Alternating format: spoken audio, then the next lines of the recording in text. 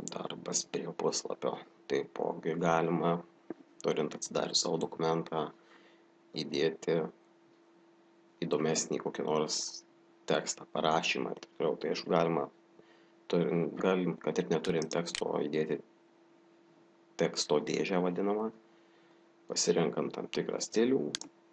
Ir čia galima rašyti tekstas. Aišku, čia viskas formatuojama, keičiama, tam tikri nustatymai. Ir aišku, dar vienas dalykas galima padaryti insert word art. Tai čia dedamas koks nors įdomus tekstas. Tarkim, pasirenkam čia ir rašome tekstas. Pasirenkamas šriftas, dydis, paryškinimas ir pasvirimas. Spaudžiam OK ir įdedam. Galima prasitęsti biškį. Ir tada spaudus 2 kartus pelės kairių klavišų galima keisti stilių.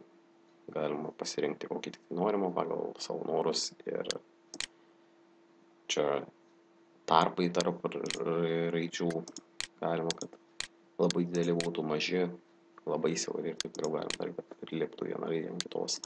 Galima uždėti efektą.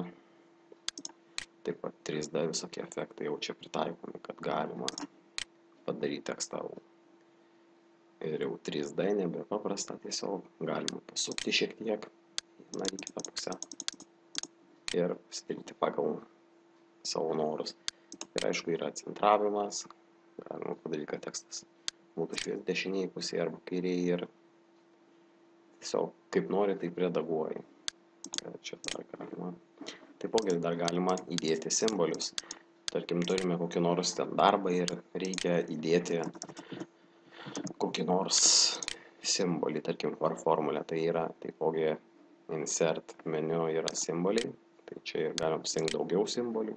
Visas simbolinas yra kiek tik norima ir pasirinkus kokį nors reikalingą simbolį. 2 kartus kairių paspaudus jį įdeda čia.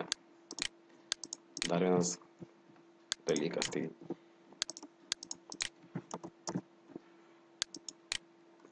dar galima įdėti ir